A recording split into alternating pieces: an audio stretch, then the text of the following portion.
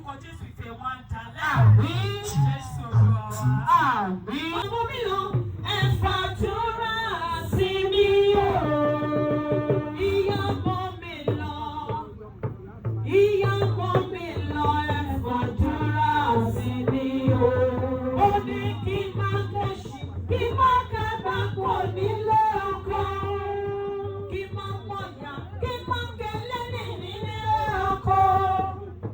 Ìyàwó mi lọ, ìyàwó mi lọ ẹ fàdúrà sí mi o. Ẹ fọlọ́run ṣọ́ mi o. Ṣọ́ mi. Mọ̀ mi. Bye bye bye bye to daddies. Bye bye bye bye to mommies. Bye bye bye bye to daddies. If you see my mama, Hosanna. Hosanna.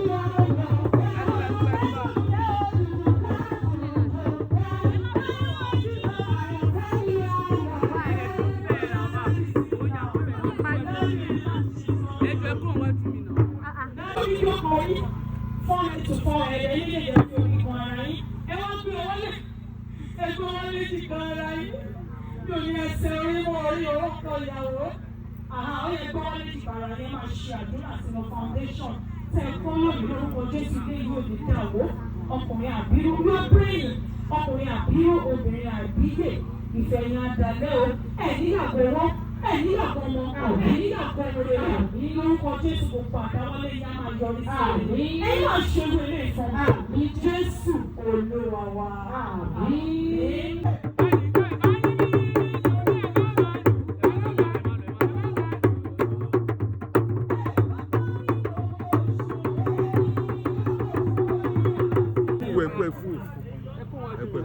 Kò ní òpin ìfẹ́ Olúwa àti Olúwa jù wọ́n, ìfẹ́ yóò lè lópin. Ìjẹ́ tí òrùka yóò ṣe lópin, ìfẹ́ yóò lè lópin. Ìjẹ́ ìfẹ́ ìdájalẹ̀, your children shall surround you. Ní orúkọ Ọlọ́run ti Bàbá, wọ́n ti ní ti ọmọ, wọ́n ti ní ti ẹ̀mí mímọ́. Bóyá pẹ́ẹ́dìrín, Olúwa tí wọ́n pẹ́ẹ́dìrín. Oya lórúkọ Ọlọ́run ti Bàbá. Àmín. Wọ́n ti ní ti ọmọ. Àmín. Wọ́n ti ní ti ẹ̀mí mímọ́. Àmín. Wọ́n pẹ̀kẹ́.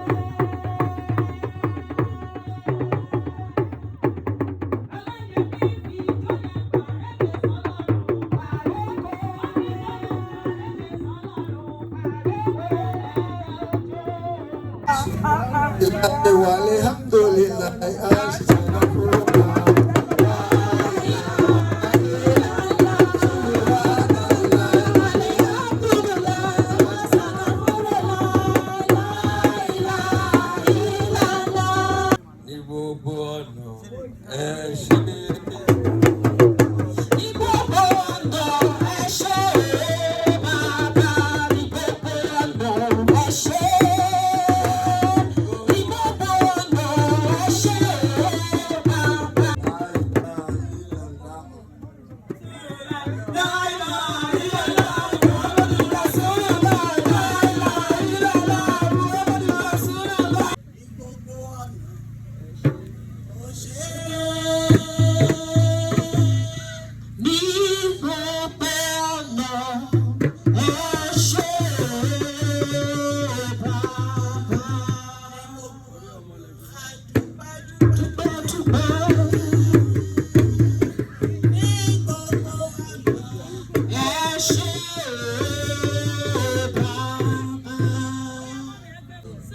sallallahu alaihi wasallam.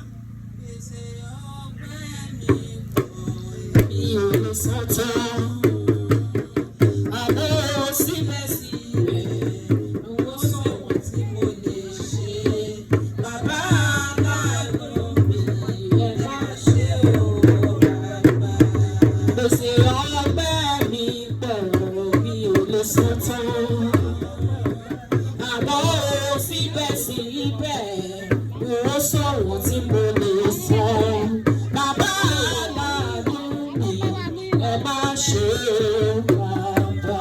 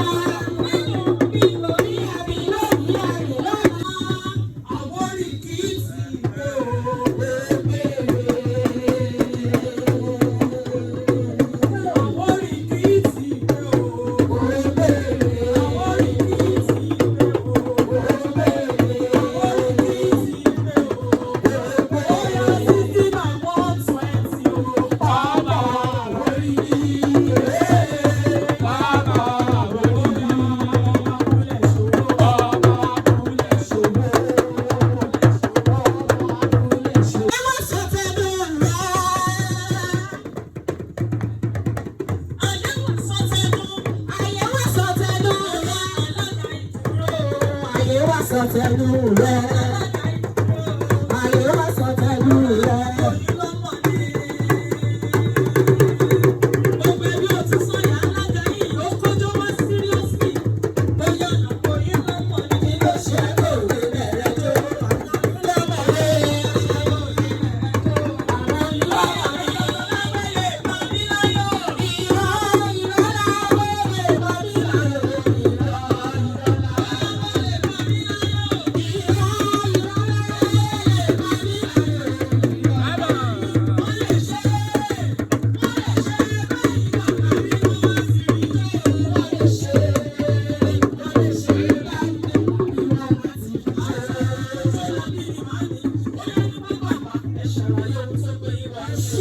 Àtẹ́wọ́ la máa fi amọ̀ bẹ́ẹ̀ bá lè fẹ́.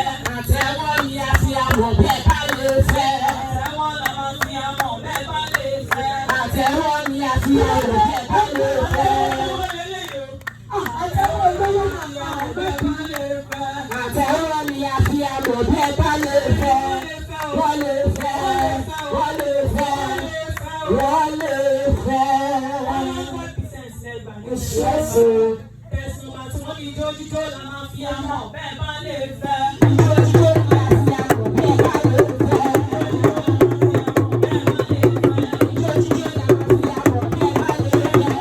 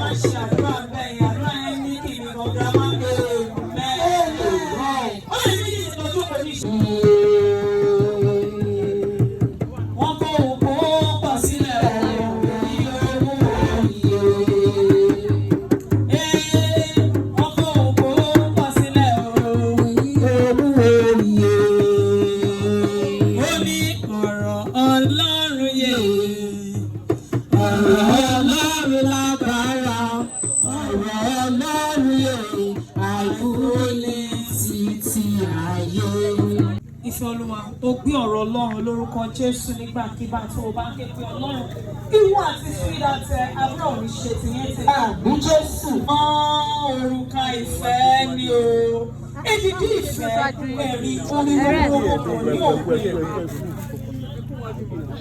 ní òpin ìfẹ́ Olúwa àti Olúwa jù wọ́n ìfẹ́ yóò ní lópin ìjẹ́ bí òrùka yóò ṣe lọ. Ẹ̀yin bàbá lórí ilé kan. Ẹ̀yin bàbá lórí ilé kan.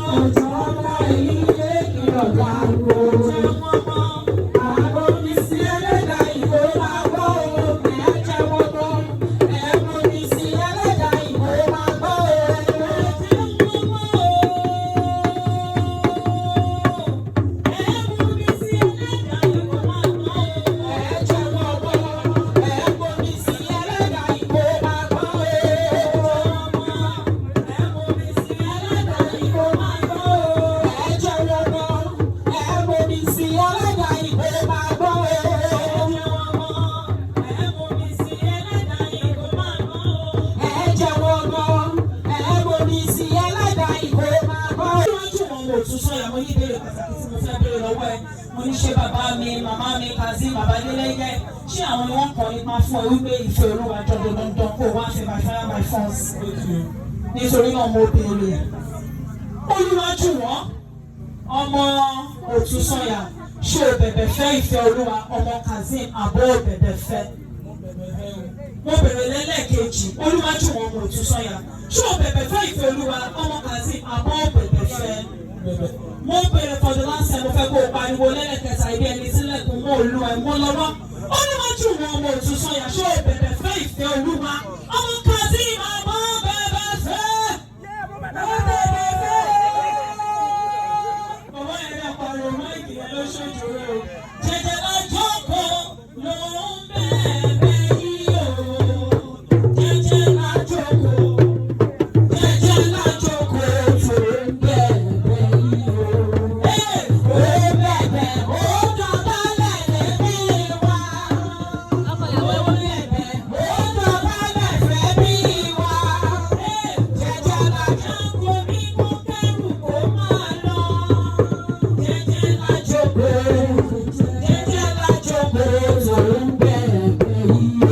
Ìfẹ́ Olúwa dà bẹ́ẹ̀ fẹ́ o.